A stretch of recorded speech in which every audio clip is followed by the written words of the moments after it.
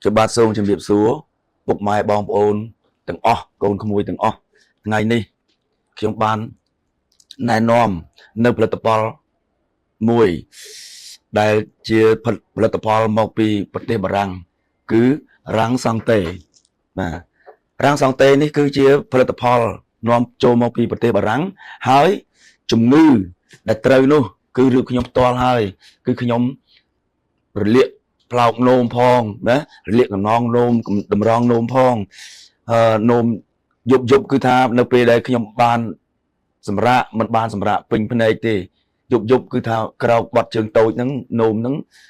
យ៉ាងតិចក៏6 7ដងទៅ10ដងឯដែរណា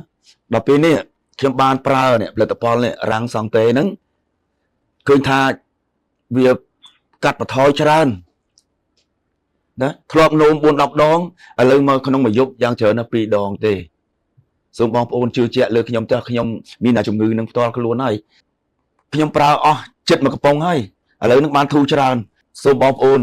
ជឿជាក់លើរូបខ្ញុំចុះណាខ្ញុំមានជំងឺនេះផ្ទាល់ខ្លួនរបស់ខ្ញុំបាទយប់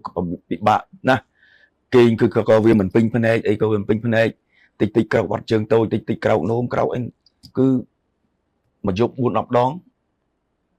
ណាហើយចាប់តាំងពីខ្ញុំនេះបានប្រើនេះរាំងសង់តេនេះដែលជាផលិតផលនាំចូលពីប្រទេសបារាំងនេះឃើញថាធូរស្បើយច្រើនណាធូរស្បើយច្រើនណាស់ក្នុងមួយយប់ខ្ញុំក្រោកនោមយ៉ាងច្រើនណាស់2ដងទេឥឡូវនេះមិនមែនដូចមុនទេអានឹងហើយដែលធ្វើឲ្យយើងខ្សោយនៅអីនេះវិញ្ញាណខ្សោយអីនេះខួរក្បាលរបស់យើងណាយើងគេងមិនស្កប់មិនស្កល់ណាគិតអីក៏មិនយល់ដែរដូច្នេះនេះផលិតផលនេះត្រូវច្រើនមុខណាស់ណាតាំងពីរលាកនងនោមណាតាំងពីនោមញឹកនោមទាស់នោមអួលនោមបែកពពុះណាគឺត្រូវទាំងអស់ផលិតផលនេះអញ្ចឹងបានថាខ្ញុំមិនដែលបានជួបទេទើបជួបលើកទី1ខ្ញុំប្រើទៅគឺថាបានឃើញថាមាន